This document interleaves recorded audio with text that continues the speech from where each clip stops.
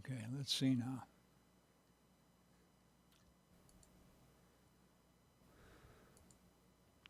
Twitch has accepted the stream. YouTube has accepted the stream. Facebook has accepted the stream. Are you ready to go on the air? Yeah, could we just do like 15 seconds of silence again? Yeah, when you Yeah. hit the clapper, I will start the timer. Okay.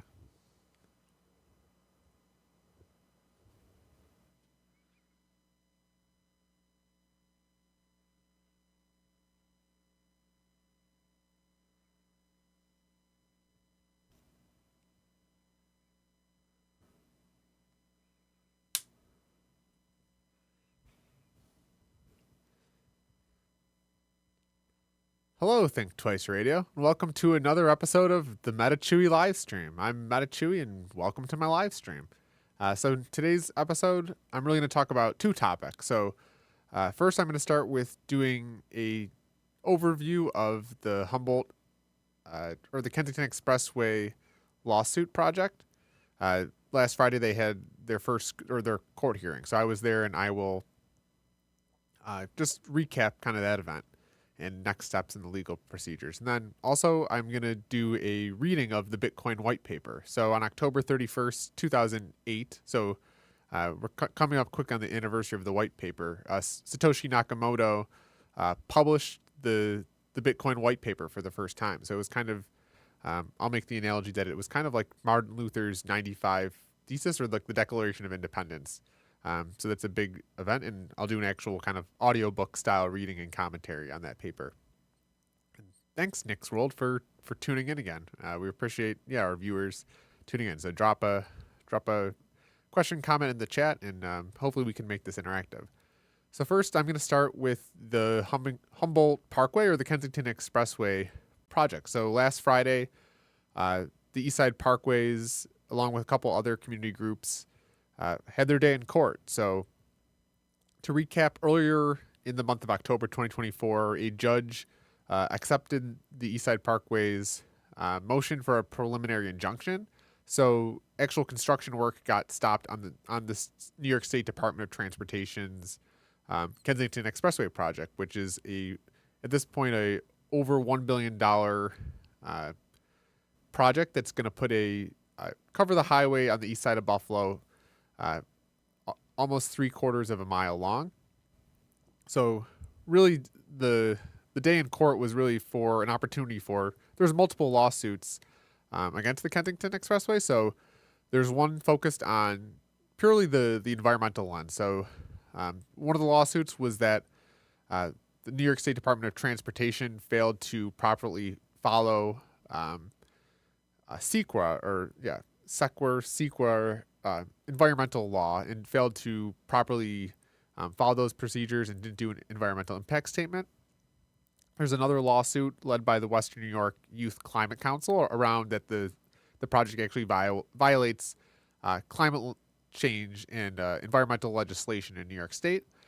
Then there was a lawsuit around more a historic angle of actually arguing that the New York State Department of Transportation did not, at the conception, so back in the 60s, that lawsuit argues that the commissioner of the New York State DOT did not have the authority to actually take the land and build a highway. And that was, and then there was another one. They kind of all get, then there's one I think that was around, those are the kind of the big topics. But so I guess this event on Friday, so high level summary of what happened is essentially these cases came before a judge where the New York State Department of Transportation, along with the East Side Parkways Coalitions, both those teams of lawyers argued all the cases that were on the table. A judge heard that case and then rendered a decision. So long story short, that judge has essentially set a bond, so a $10,000 bond that needs to be put up by the East Side Parkways Coalition, and then also gave both sides a deadline of, so November 18th there will be another hearing. So he's asked both sides to submit a 15-page memorandum of law. So essentially, because there's so many papers, right? There's so many papers, so many procedural things, just so much details. Essentially, the judge, you could tell too in the hearing that he was a little overwhelmed. He's just asked both sides, give me your best law, 15 pages, and we'll have another hearing. So as we stand right now, is I'm recording this in late October. The temporary restraining order has been held, so that temporary restraining order is still in place until the mid-November hearings, where both sides will then come back to the table with their best 15 law cases, or 15 pages of their best legal arguments. So I do have my notebook. I was there in the courthouse taking notes, so I wanted to give my interpretations, or kind of just what I saw, and kind of a couple things that stood out interesting to me. I think first was that it was a very highly attended case, right? So I would guess there was probably 50 plus people in the court case that were mostly with the East Side Parkways Coalition, mostly were community residents there in the courthouse. That was the big thing. That it was, I think they moved us downstairs at the last minute to actually get us a bigger room to hold all the public attention. So that it was a pretty big case. There was cameras in the courtroom. And yeah, so essentially it was, so essentially you had both cases, both sides of lawyers argued. So I think one thing that stood out to me was essentially, Judge Kolyakovo, who's the judge. You could kind of tell, my sense was that he seems suspicious of the New York State Department of Transportation's case. I think there was a moment in the court where he asked, he referenced the Peace Bridge case, where the judge there had rendered a decision that saying like a investment of that magnitude, one of the largest infrastructure projects, it requires, high level. So there's essentially one point in the course where the judge asked the New York State Department of Transportation, why a project of this magnitude, why doesn't it require an environmental impact statement? And really the essentially the New York State DOT, their lawyer's argument was that since it's not new, right? It's not a new highway project, it's the reconstruction of an existing highway. He kind of danced around that, but he couldn't really give a good answer of why the project doesn't require an EIS. And I think one of the things that was kind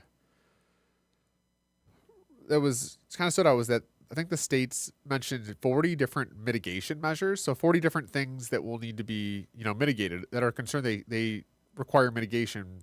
So there's 40 of them, and yet none of that requires, a larger environmental kind of impact or impact statement.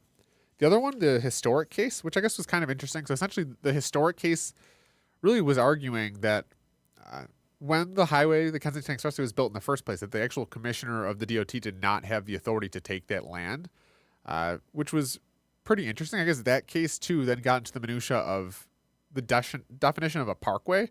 So I guess there was, in the New York State Department of Transportation lawyer, he referenced some cases like going back to the 1800s. So essentially it seems like there is some case study that says that a parkway is not a park, which was interesting because I think the normal person thinks a parkway is a park. But yes, that was the nuance of that case. Of essentially the DOT responded by saying that case study and precedent says that parkways are not parks, and then another comment that I heard that I thought was interesting afterward was like the word parkway, right? So I think there's like the legal definition of a parkway or this case law, but one thing that was interesting is what did Frederick Law Olmsted, what was his intention of parkways? There's even might some confusion of, even though Humboldt Parkway is called Humboldt Parkway, the actual designer might have considered it a park, but gave it, so essentially arguing that the parkway, there might be a difference in the terminology or the definition of parkway in a legal sense and parkway in a landscape architecture sense. So that was kind of interesting because I don't know. So that was kind of, a very historic view, where then you get into the nuance of, is a parkway a park, which is kind of confusing, I think. And then, so that was the other case. The climate law case, that one seemed a little, it was kind of hard to tell which way that was going. I guess you got really into the weeds of, and I think one of the lawyers called it table napkin math of actually calculating impacts of climate change. So measuring climate change, and that was, I think, climate legislation is so new in New York State that there's kind of really no precedent for it actually being enforced. So I think that case is interesting in the fact that, climate law is relatively new, right? There was no climate legislation in the 1800s. So really that case law is being studied. So I think that case is more interesting in that really it's setting precedent, right? And I think that gets into the nuance of, does this climate law have teeth? Does it actually? And I think that's interesting in that maybe 200 years from now, there will be lawyers in a courtroom arguing about this case 150 years in the past. I think that is why that case was interesting. And that was, and really the main case was the first argument. It was the sequer. I don't know if I'm saying that properly, but SEQR. And really that the argument there is that EIS, or environmental impact statements, I think one of the lawyers said, or the judge said, that EIS is at the heart of sequer. So environmental impact statements, that is important because that is really at the heart of all environmental law. And that was kind of, you could just tell that the judge was kind of confused. You could tell first that he was overwhelmed, right? So just the New York State Department, their studies, like their studies on their websites is like thousands and thousands of pages. So I think the judge had to become familiar with thousands and thousands of pages of that, just that document, then all the legal cases. And I think that's ultimately why he rendered the decision of, I'm overwhelmed here, right? I think it's, even a judge, I think it's impossible for anyone to fully understand every single page, every single word in every document, both legal, technical. And the judge is right. He's a judge. He's doing other things too. So I think you could tell he was a little overwhelmed. And I don't know if any of the arguments really brought up new points, more just iterated, points that he had seen in the papers and stuff. So I think he was, you could just tell he was overwhelmed. And that's why he's asking for the memorandum of law. And both teams of lawyers essentially boiled down their arguments into 15 pages so he can just read really the meat of the cases.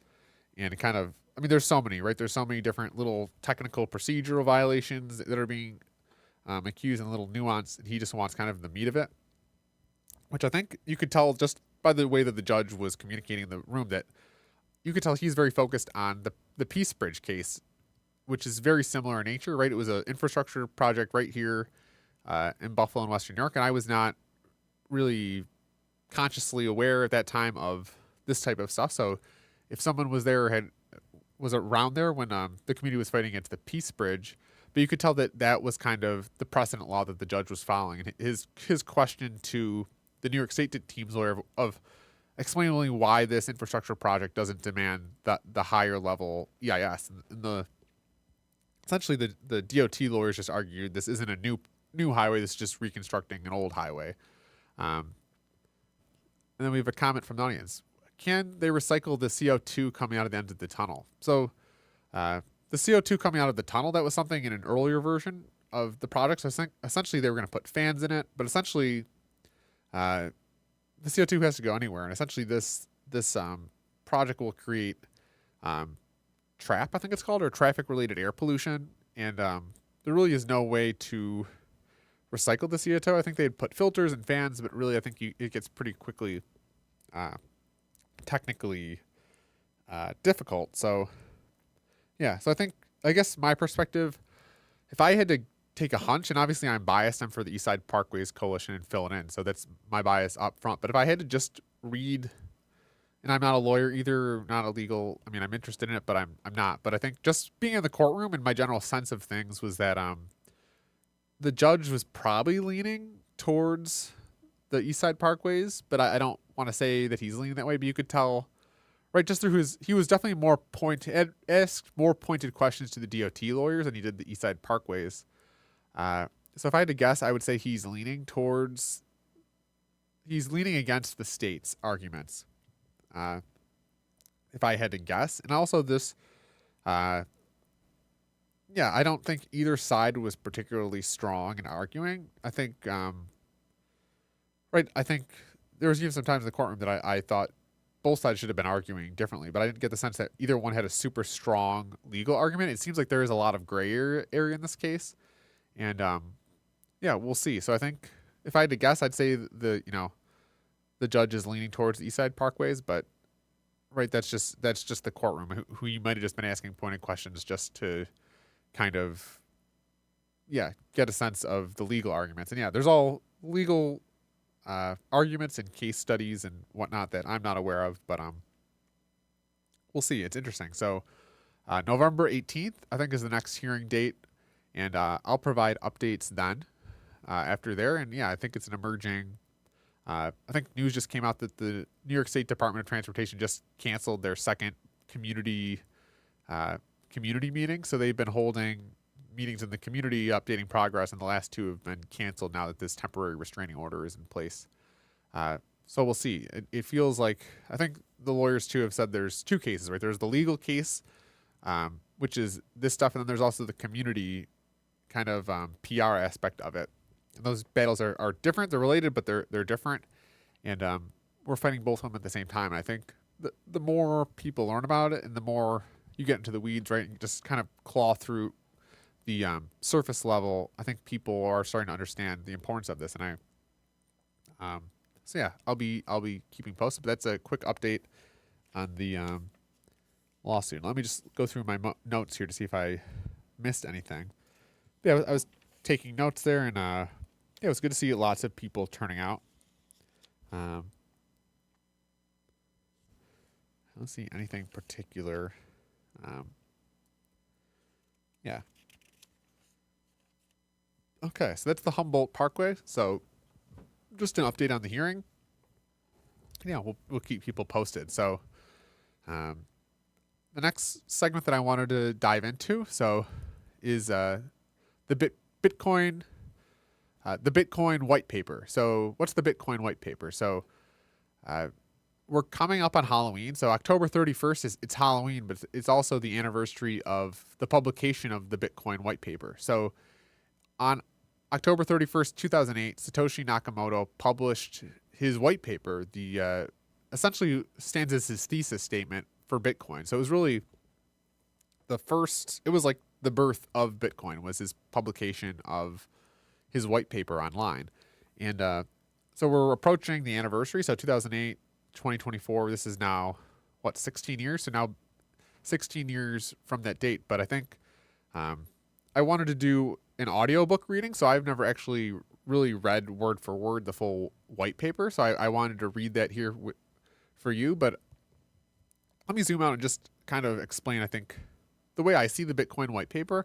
I think the Bitcoin white paper it's of the same spirit, right, as Martin Luther's 95 Thesis, the United States Declaration of Independence. It's really of that same spirit of it's literally critiquing, a monolith legacy system and providing a solution or a path forward. I think when we zoom out, I think historians will consider the Satoshi's white paper on par with Martin Luther's 95 Thesis and the United States Declaration of Independence. I think it's that important of a document. But yeah, so I think that's kind of the high level. And essentially, while Martin Luther, right, the urban legend is that he nailed a piece of paper with his 95 Theses on the Catholic Church. Satoshi Nakamoto, he published this white paper online, and then so October 31st, 2008, he published his white paper, which was kind of just his thesis statement of his thinking, his description of the solution. And then it wasn't until a few months later in January 2009 that he actually launched the actual network itself. So I'm going to do a reading here of the actual white paper. So high-level overview, it's a 9-page PDF titled Bitcoin, a peer-to-peer electronic cash system. And I'm going to read the paper, but so it will be audiobook style. I'm actually going to read word for word the paper, but I think there's different sections, and I'll pause between sections to kind of provide my own commentary on it, and try to make this a little interactive. I think it's a highly technical document, but not too, and I think there's a lot to learn. So the Bitcoin white paper, if you go so this paper is at bitcoin.org/bitcoin.pdf. And if you go to that link, you can read along, and I'll also be posting links when I edit this online. But it's online, and it's 9-page document that essentially is Satoshi Nakamoto's thesis statement around Bitcoin. So this was really his thesis paper that he launched before the network. So I'll read it here. So I'll switch to this view when I'm reading it. But so it's titled Bitcoin, a peer-to-peer electronic cash system. And it's signed by Satoshi Nakamoto. And he has his email account here, satoshi@gmx.com, which I don't know if you email that, if that's still around. I think he's disappeared for years now, so maybe you can send him an email. And then he lists www.bitcoin.org. So he starts with an abstract. So here's his abstract, or his high-level summary. So he writes, a purely peer-to-peer version of electronic cash would allow online payments to be sent directly from one party to another without going through a financial institution. Digital signatures provide part of the solution, but the main benefits are lost if a trusted third party is still required to prevent double spending. We propose a solution to the double spending problem using a peer-to-peer network. The network timestamps transactions by hashing them into an ongoing chain of hash-based proof of work, forming a record that cannot be changed without redoing the proof of work. The longest chain not only serves as proof of the sequence of events witnessed, but proof that it came from the largest pool of CPU power. As long as a majority of CPU power is controlled by nodes that are not cooperating to attack the network, they'll generate the longest chain and outpace attackers. The network itself requires minimal structure.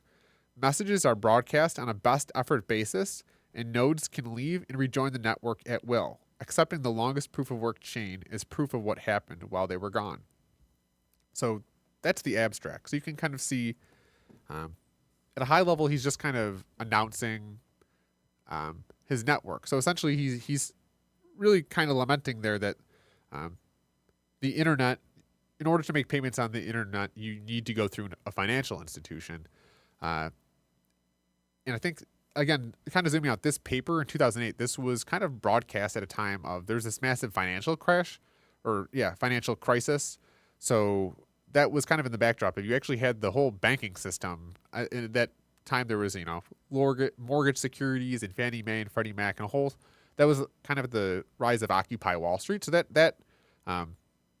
financial institutions were, I don't know if they were under attack, but they were kind of being called into question. This was kind of the backdrop of this actual publication of the paper. So essentially he's talking about, he's announcing a peer-to-peer payment system. So when you think about, email, you can send, you can use Gmail or AOL or Yahoo Mail, and but really when you send money, you can't send money like an email. You need to send it through a bank. So that's kind of the high-level abstract of the paper. So the paper generally has a couple sections. So it has an introduction, a section on transactions, a timestamp server, section on proof of work, section on network, incentive, reclaiming disk space, and a couple other sections. So I'll start here reading the introduction. So this is section 1, introduction. So, introduction. Commerce on the internet has come to rely almost exclusively on financial institutions, serving as trusted third parties to process electronic payments. While the system works well enough for most transactions, it still suffers from the inherent weaknesses of the trust-based model. Completely non-reversible transactions are not really possible, since financial institutions cannot avoid mediating disputes.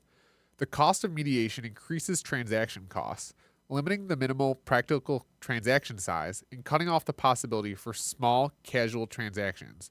And there is a broader cost in the loss of ability to make non-reversible payments for non-reversible services.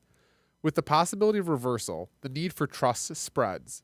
Merchants must be wary of their customers, hassling them for more information than they would otherwise need. A certain percentage of fraud is accepted as unavoidable.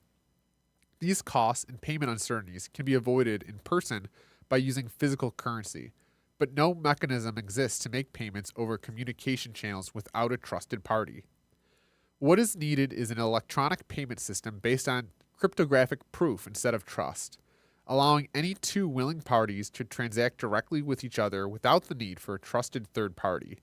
Transactions that are computationally impractical to reverse would protect sellers from fraud, and routine escrow mechanisms could easily be implemented to protect buyers.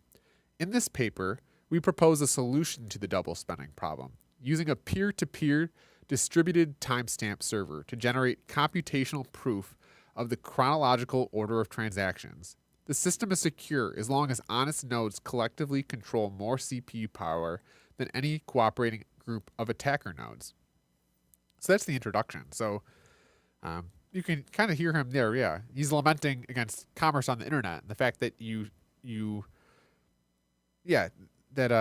kind of the current system of payments, right? Even I think the easiest way to think of this is micropayments, right? Like really small amounts of money. If you want to send, 2 cents or 5 cents, good luck getting, a banker on the phone, right? You have to have certain higher levels. And also he talks about non-reversible payments. So I think, right, a good example is maybe the Canadian truckers solution. If you had the protest, right, you had people sending truckers money, and then you had, government entities, agencies, banks stepping in and then preventing those transactions. So right, and this is something we know of. I mean, if you ever bought or sold stuff online, right, there's the whole process of payment, receiving payment, and there's this time period in the middle of you could provide a service, and then that payment, right, a bank could go into the ledger and take that payment away or edit it. So yeah, he talks about non-reversible payments, and so I think that's his introduction. So the second section is transactions. So transactions. We define an electronic coin as a chain of digital signatures. Each owner transfers the coin to the next by digitally signing a hash of the previous transaction and the public key of the next owner and adding these to the end of the coin.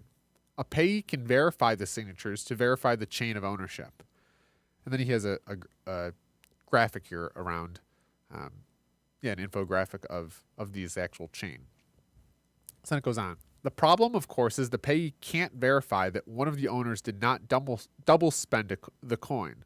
A common solution is to introduce a trusted central authority, or mint, that checks every transaction for double spending. After each transaction, the coin must be returned to the mint to issue a new coin, and the only coins issued directly from the mint are trusted not to be double spent. The problem with the solution is that the fate of the entire money system depends on the company running the mint, with every transaction having to go through them, just like a bank. We need a way for the payee to know that the previous owner did not sign any earlier transactions. For our purposes, the earliest transaction is the one that counts, so we don't care about later attempts to double spend. The only way to confirm the absence of a transaction is to be aware of all transactions. In the mint-based model, the mint was aware of all transactions and decided which arrived first. To accomplish this without a trusted party, transactions must be publicly announced. And we need a system for participants to agree on a single history of the order in which they were received. The payee needs proof at the time of each transaction the majority of nodes agreed it was the first received. Then he has a reference there in that section 1, which looks like it references a paper in the appendix called B-Money by W. Dye. So I think, right, in Bitcoin was not the first iteration of this idea of digital currency. Bitcoin is not the first iteration of that, right? Bitcoin was I think there was this version called digital gold or bit gold maybe. But there have been early iterations and people kind of trying to invent digital money, right? And I think that's one of the things with our current money. It's not money that was invented for the internet. It was money that existed pre the internet. Then the internet happened and they tried to kind of reverse engineer money onto the internet, where there's a movement of cypherpunks that were actually trying to invent digitally native money. And so I think he referenced kind of, based on my understanding there, that earlier versions had kind of included some sort of like banking model where there was a trusted entity that was the mint or the bank. Essentially what Bitcoin, this white paper, is really, I think, eventually outlining as a solution to the Byzantine generals problem. So really the reason we have banks is because right, the way to prevent fraud or two parties from changing numbers is to have someone in the middle that both parties trust. But obviously that has problems because with trust comes the ability to invalidate that trust or to abuse that trust. So that's the section transactions. So then the third section is a timestamp server, and he has a graphic here of a hash with blocks and within that block items. So timestamp server. The solution we propose begins with a timestamp server. A timestamp server works by taking a hash of a block of items to be timestamped and widely publishing the hash, such as in a newspaper or Usenet post. And then he references 2/5 in the appendix. The timestamp proves that the data must have existed at the time, obviously, in order to get into the hash. Each timestamp includes the previous timestamp in its hash, forming a chain, which each additional timestamp reinforcing the one before it. So this is kind of, I think the first invention of like actual blockchain of right. It's just a chain of blocks. I think at some other point in this paper he calls it like a time chain, but the term blockchain, right? When you hear a lot of crypto blockchain, the term actually comes from this paper, which I think earlier iterations again were called like a time chain. Essentially, the way I understand it is like, yeah, this blockchain or the Bitcoin really just has blocks, which is just groups of information about transactions. So money going from one party to another. That list goes into a block. So a bunch of transactions. Then every 10 minutes, new blocks are formed, kind of forming, based on hashes. So that's timestamp server. So the fourth section, proof of work. So to implement a distributed timestamp server on a peer-to-peer basis, we will need to use a proof of work system similar to Adam Back's Hashcash 6. So rather than newspaper or Usenet post, the proof of work involves scanning for a value that when hashed, such as with SHA 256, the hash begins with a number of 0 bits. The average work required is exponential in the number of 0 bits required and can be verified by executing a single hash. For our timestamp network, we implement the proof of work by incrementing nonce in the block until a value is found that gives the block's hash the required 0 bits. Once the CPU effort has been expended to make it satisfy the proof of work, the block cannot be changed without redoing the work. As later blocks are chained after it, the work to change the block would include redoing all the blocks after it. And then he has a graphic of, blocks with previous hash and nonce, N-O-N-C-E, and then transactions. The proof of work also solves the problem of determining representation in majority decision making.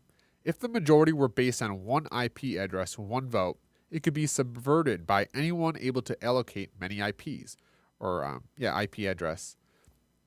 Proof of work is essentially one CPU, one vote. The majority decision is represented by the longest chain, which has the greatest proof of work effort invested in it.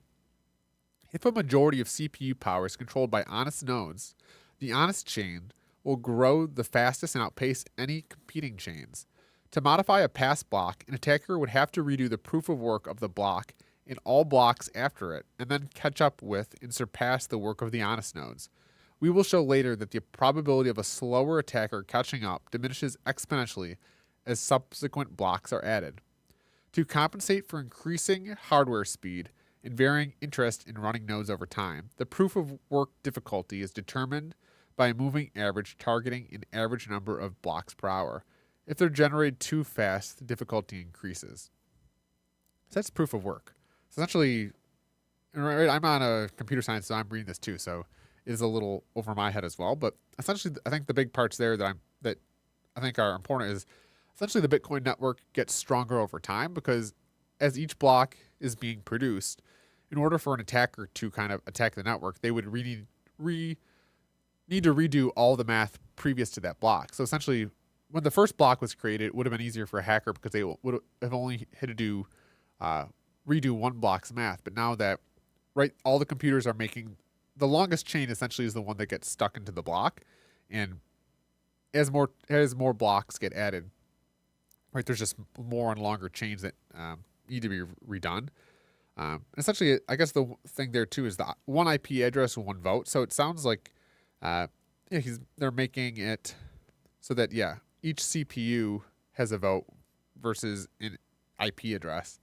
So that's proof of work. A little over my head, but that's the actual text of it. And then again, he references Adam Back's hash cache. So hash cache must have been another iteration of Bitcoin or digital gold. So that's section 4, proof of work. So section 5, network.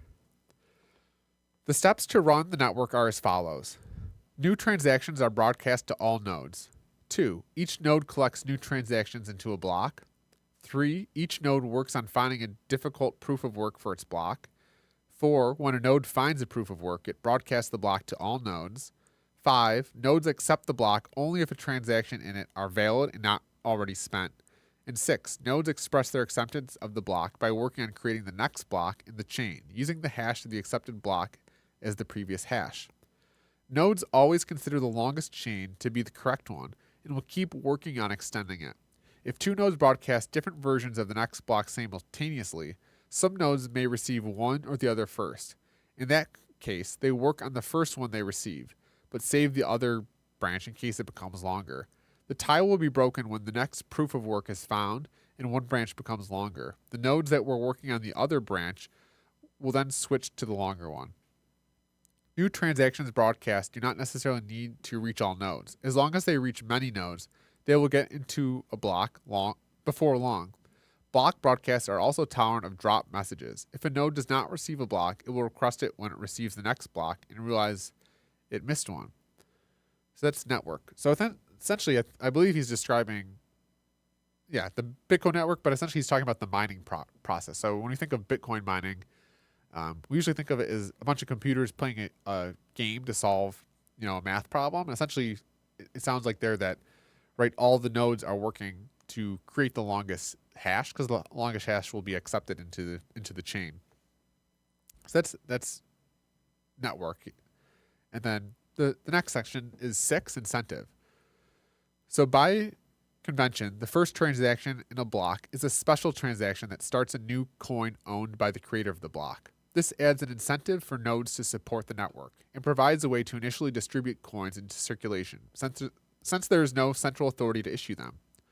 The steady addition of a constant amount of new coins is analogous to gold miners expending resources to add gold to circulation. In our case, it is CPU time and electricity that is expended. The incentive can also be funded with transaction fees. If the output value of a transaction is less than its input value, the difference is a transaction fee that is added to the incentive value of the block containing the transaction. Once a predetermined number of coins have entered circulation, the incentive can transition entirely to transaction fees and be completely inflation-free. The incentive may help encourage nodes to stay honest. If a greedy attacker is able to assemble more CPU power than all the honest nodes, he would have to choose between using it to defraud people by stealing back his payments or using it to generate new coins. He ought to find it more profitable to play by the rules, such rules that favor him with more new coins than anyone else combined, than to undermine the system and the validity of his own health. So I believe that section there is it's talking about incentives of, what are these nodes, why are they incentive to participate in the network? And essentially, they're transaction fees are one. So I think when you send Bitcoins, there is a small fee that you pay to the network to verify your transaction or to put it on a block. And also, they're right there. So, and he mentions there a little bit of actual Bitcoin supply algorithm. So the fixed supply is 21 million coins, and it's on a supply schedule where the first 210,000 blocks was 50 coins was the reward, and then that amount gets cut in half every 210,000 blocks. So I think as I record this in 2024, the reward is something like over 3 coins per block. So essentially, all those miners are whoever makes the longest hash or has the longest solution, that he talked about earlier, gets the reward or the blockchain reward. And eventually that number will be zero, when all the 21 million coins are mined. And at that point, only transaction fees will be that. And I think that's another angle of why this really the Bitcoin white paper, in our current economic thinking, I think the popular mode of thinking is, I think it's Keynesian economics, or the idea that monetary systems and the economy need government intervention to survive and thrive. And kind of Bitcoin is not just, it's, coming back to the 95 Thesis Declaration of Independence, it's also kind of coming from the Austrian school of thought, which kind of revolves around hard money. I think when we think of Austrian economist people, we really think of them as like gold bugs, I think is what they're called. But this is kind of a critique of the Keynesian model and saying that we can have a monetary system outside of government control. We don't need government intervention, which again, coming back to 2008, 2009, kind of in the backdrop, right, of bailing out bankers and, bailing out Wall Street, occupying Wall Street. This was kind of part of that movement of creating a solution of saying we don't need government intervention in our banking. We can have this new system that's independent and is kind of more aligned with Austrian economics. So that's incentive and a little commentary. So let's move on to 7 now, reclaiming disk space. So once the latest transaction in a coin is buried under enough blocks, the spent transactions before it can be discarded to save disk space. To facilitate this without breaking the block's hash, transactions are hashed in a Merkle tree. Then he references 7, 2, and 5. With only the root included in the block's hash, old blocks can then be compacted by stubbing off branches of the tree. The interior hashes do not need to be stored. Then he has an infographic of transactions hashed in a Merkle tree and the pruning of that Merkle tree. So I'm ignorant. I know Merkle tree is a mathematical term, but I could not explain a Merkle tree to you. So yeah, maybe Google or YouTube that. Then he goes on. A block header with no transactions would be about 80 bytes. If we suppose blocks are generated every 10 minutes, 80 bytes times 6 times 24 times 365 equals 4.2 megabits per year. With computer systems typically selling with 2 gigabits of RAM as of 2008, the Moore's Law predicting current growth of 1.2 gigabytes per year, storage should not be a problem, even if the block headers must be kept in memory. And that's reclaiming disk space. So yeah, again, I think in Moore's Law he references really just, it's the general theory that computing power, I think, doubles every 2 years or every year. So it's kind of related to Ray Kurzweil's singularity thesis that computing power is exponentially increasing. So my understanding there is, and I'm not a mathematician, so Merkle trees, excuse me, but essentially he's just talking about, I think over time there's some mathematical way to not have to save the entire thing. So over time disk space will be preserved. And yeah, I think Moore's Law, now that it's 2024 as I'm recording this, I think, 2 gigs of RAM, I think a flash drive. I have a flash drive in my pocket here. I think this has, 16 gigabytes of RAM, which, yeah, megabits and gigabytes are not that big now in 2024. So I think the idea of Moore's Law, and our computers are so much more powerful here in 2024 than 2028. So it looks like he was already thinking about disk space, but I think he's just coming up with a way to kind of save disk space there. So let's move on to 8. Simplified payment verification. So it is possible to verify payments without running a full network node. A user only needs to keep a copy of the block headers of the longest proof of work chain, which he can get by querying network nodes until he's convinced he has the longest chain and obtain the Merkle branch linking the transaction to the block it's timestamped in. He can't change the transaction for himself, but by linking it to a place in the chain, he can see the network node has accepted it, and blocks added after it further confirm the network has accepted it. And there's a graphic here of the longest proof of work chain. So as such, the verification is reliable as long as honest nodes control the network, but is more vulnerable if the network is overpowered by an attacker. While network nodes can verify transactions for themselves, the simplified method can be fooled by an attacker's fabricated transactions for as long as the attacker can continue to overpower the network. One strategy to protect against this would be to accept alerts from network nodes when they detect an invalid block, prompting the user's software to download the full block and alerted transactions to confirm the inconsistency. Businesses that receive frequent payments will probably still want to run their own nodes for more independent security and quicker verification. So that's simplified payment verification. I think, the point that he's come up with again of the reason the Bitcoin network is so powerful is that, incentives for attackers, their incentive is really just to join the network and keep playing the game. So it's kind of like this, and I think some of us have played board games, right? Where there's like games where you're competing against people, but then there's also board games where you're working together. And if you can think of Bitcoin, I like to think of Bitcoin as a game, but it's a cooperative game of it. One makes sense to attack the network and destroy it because that you'd be creating the value. It actually makes more sense to attack the network by joining the network and adding your computing power to the network and kind of collaborating. So let's move on to section 9, combining and splitting value. So although it would be possible to handle coins individually, it would be unwieldy to make a separate transaction for every cent in a transfer. To allow value to be split and combined, transactions contain multiple inputs and outputs. Normally, there will be either a single input from a larger previous transaction or multiple inputs combining smaller amounts, and at most 2 outputs, one for the payment and one returning the change, if any, back to the sender. And then he has a graphic here of transaction in and out. It should be noted that fan out, where a transaction depends on several transactions, and those transactions depend on many more, is not a problem here. There's never the need to extract a complete standalone copy of a transaction's history. So that was section 9, combining and splitting value. So let's move to 10, privacy.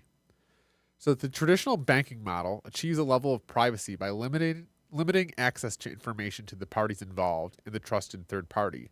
The necessity to announce all transactions publicly precludes this method, but privacy can still be maintained by breaking the flow of information in another place, by keeping public keys anonymous. The public can see that someone is sending an amount to someone else, but without information linking the transaction to anyone. This is similar to the level of information released by stock exchanges, where the time and size of individual trades, the tape, is made public, but without telling who the parties were. Then he has a graphic here of the traditional privacy model versus the new privacy model. So as an additional firewall, a new key pair should be used for each transaction to keep them from being linked to a common owner. Some linking is still unavoidable with multi-input transactions, which necessarily reveal that their inputs were owned by the same owner. The risk is that if the owner of a key is revealed, linking could reveal other transactions that belong to the same owner. So I think he's talking about privacy there, right? I think when we think of when he talks about traditional bankings, right? Think about the way they verify is through your name, your date of birth, your social security number, whereas in this Bitcoin world, it's really just public keys. So it's kind of different in the there's no, even when something I've been kind of aware of is credit scores, right? There's this whole system of verifying that you're good for the money you have, whereas Bitcoin is really just public keys. Do you have a value? Do you have the Bitcoins in your wallet that you say you do? And if so, right, there's no kind of legacy system of, verifying credit score, name, social security number to verify. It's really just, balances and public keys. So let's move on to 11, calculations. So we consider the scenario of an attacker trying to generate an alternate chain faster than the honest chain. Even if this is accomplished, it does not throw the system open to arbitrary changes, such as creating value out of thin air or taking money that never belonged to the attacker. Nodes are not going to accept an invalid transaction as payment, and honest nodes will never accept a block containing them. An attacker can only try to change one of his own transactions to take back money he recently spent. The race between the honest chain and an attacker chain can be characterized as binomial random walk. The success event is the honest chain being extended by 1 block, increasing its lead by +1. And the failure event is the attacker's chain being extended by 1 block, reducing the gap by -1. The probability of an attacker catching up from a given deficit is analogous to a gambler's ruin problem. Suppose a gambler with unlimited credit starts at a deficit and plays potentially an infinite number of trials to reach break even. We can calculate the probability he ever reaches break even, or that an attacker ever catches up with the honest chain, as follows. And he then references 8. And then he has an equation here of P equals probability an honest node finds the next block. Q equals probability the attacker finds the next block. And Q, is that a plus minus? QZ, or the probability the attacker will ever catch up from Z blocks behind. And then he has this equation of QZ equals, in parentheses, 1 over Q divided by P to the Z power, And then if P is less than or equal Q, if P is greater than Q. So I'm not a mathematician, but yeah, mathematical. Right, he's talking about the gambler's ruin problem, which I'm not familiar with. So then he goes on. Given our assumption that P is greater than Q, the probability drops exponentially as the number of blocks the attacker has to catch up with increases. With the odds against him, if he doesn't make a lucky lunge forward early on, his chances become vanishingly small as he falls further behind. We now consider how long the recipient of a new transaction needs to wait before being sufficiently certain the sender can't change the transaction. We assume the sender is an attacker who wants to make the recipient believe he paid him for a while, then switch it to pay back to himself after some time has passed. The receiver will be alerted when that happens, but the sender hopes it will be too late. The receiver generates a new key pair and gives the public key to the sender shortly before signing. This prevents the sender from preparing a chain of blocks ahead of time by working on it continuously until he is lucky enough to get far enough ahead, then executing the transaction at that moment. Once the transaction is sent, the dishonest sender starts working in secret on a parallel chain containing an alternate version of his transaction. The recipient waits until the transaction has been added to a block and Z blocks have been linked after it. He doesn't know the exact amount of progress the attacker has made, but assuming honest blocks took the average expected time per block, the attacker's potential progress will be a Poisson distribution with expected value of, I don't know, is that a mu sign? Mu equals Z times Q divided by P. So to get the probability the attacker could still catch up now, we multiply the Poisson density for each amount of progress he could have made by the probability he could catch up from that point. And then he has a mathematical equation that I'm not even going to try to yeah, over my head. So math. And then he goes on, rearranging to avoid summing the infinite tail of the distribution. And he has another math equation there. And then he just says converting to C code. And then he has, some C code. So include math.h, double attack. He essentially has named a function, double attacker success probability. So yeah, then he has some C code there. And then runs his results from the math, which I'm not a mathematician, I'm not going to explain, but yeah, math, and he has some proofs there in numbers. And then 12, so this is the conclusion. So he says, we have proposed a system for electronic transactions without relying on trust. We started with the usual framework of coins made from digital signatures, which provides strong control of ownership, but is incomplete without a way to prevent double spending. To solve this, we proposed a peer-to-peer network using proof of work to report a public history of transactions that quickly become computationally impractical for an attacker to change if honest nodes control a majority of CPU power. The network is robust in its unstructured simplicity. Nodes work all at once with little coordination. They do not need to be identified since messages are not routed to any particular place and only need to be delivered on a best effort basis. Nodes can leave and rejoin the network at will. Accepting the proof of work chain is proof of what happened while they were gone. They vote with their CPU power, expressing their acceptance of valid blocks by working on extending them, and rejecting invalid blocks by refusing to work on them. Any needed rules and incentives can be enforced with this consensus mechanism. So that's the end. And then he has references here. So he has 8 references. He has W Dye's B money. And then he has a paper, Design of Secure Timestamping Services with Minimal Trust Requirements. Source 3 is How to Timestamp a Digital Document from the Journal of Cryptology, Volume 3.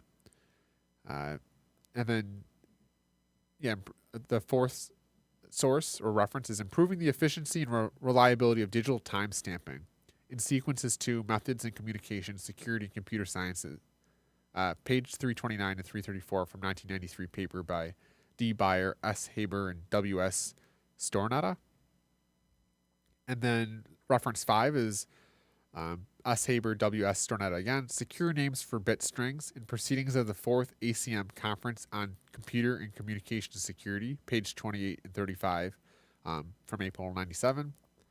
Reference 6 is ABAC Hashcash, a denial of service countermeasure, from hashcash.org/papers/hashcash.pdf from 2002. And then reference 7 is R.C. Merkel, Protocols for Public Key Crypto Systems in Proc 1980 Symposium on Security and Privacy, IEEE Computer Society, pages 122 and 133, April 1980. And then reference 4 is W. Feller's Introduction to Probability Theory and its Application from 1957. And with that, that was the Bitcoin white paper.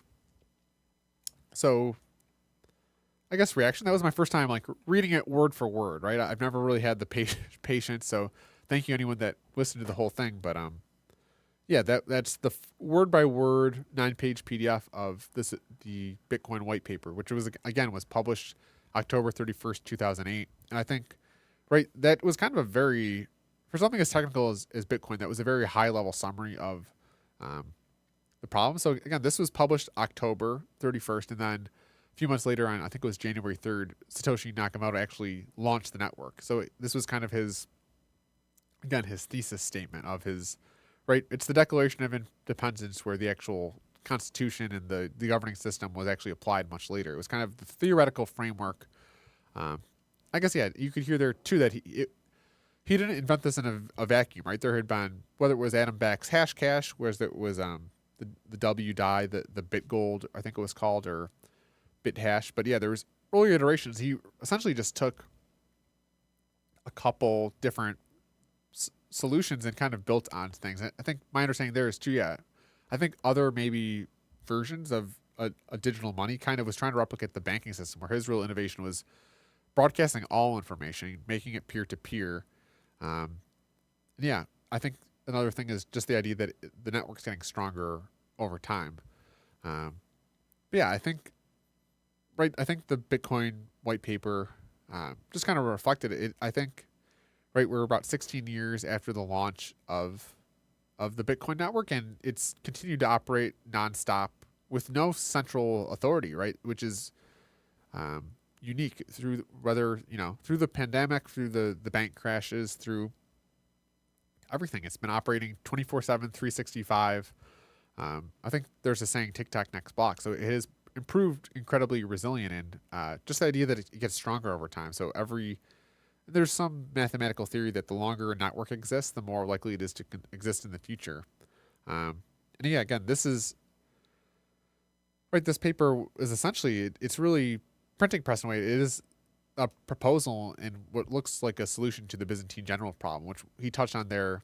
The double spending problem is something I think different versions had struggled with. But that's the Bitcoin white paper. And yeah, I appreciate anybody tuning in and listening to the whole thing. I think it's an important document, right? It's the same way Americans, I don't know if every American has read word for word the Bill of Rights or the Constitution, but I think as far as the crypto world, this is kind of, it's like the founding document of not just Bitcoin, but all the other cryptocurrencies, blockchains that have come from the invention of blockchain and Satoshi Nakamoto's solution to the double spend problem kind of have their roots in this. So yeah, it's very much, a Martin Luther's 95 Thesis, a U.S. Declaration of Independence. It's the man on the moon putting the flag down. It's Satoshi essentially,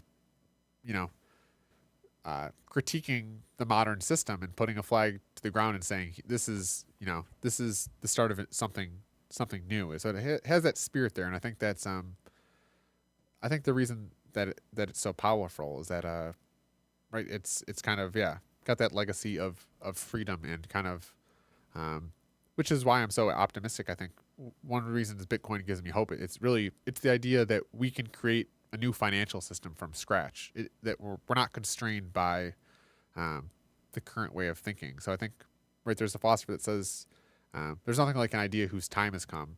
And I think in January I'll cover his actual launch of the network, but in the first Bitcoin block, he references a page from a newspaper in the UK that says bankers on the brink of second bailout, or chancellors on the brink of second bailout for banks. So he even said it there, right in his statement. It's him.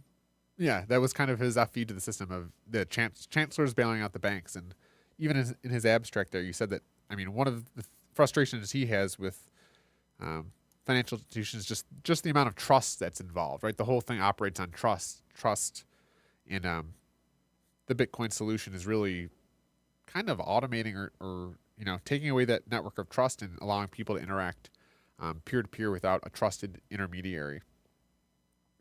So yeah, again, just with the backdrop of this was published in 2008, the first coins were minted in 2009. So this was really a political movement of it was at the time of Occupy Wall Street in bailing out banks, which it's kind of hard for us to realize, really put ourselves there in 2024. But this was at a time when, the whole financial system was teetering in danger. And this was, kind of one person or many multiple solutions that we don't know. So Satoshi Nakamoto has never been identified. But it was kind of, you can think of Satoshi as kind of the Martin Luther, the George Washington of this crypto movement. And this was his stake in the ground. So October 31st will be the anniversary. And that's the celebration of the 16th birthday of the Bitcoin white paper. So thank you for tuning in. And until next time, this is Metachewy. So, okay, bye.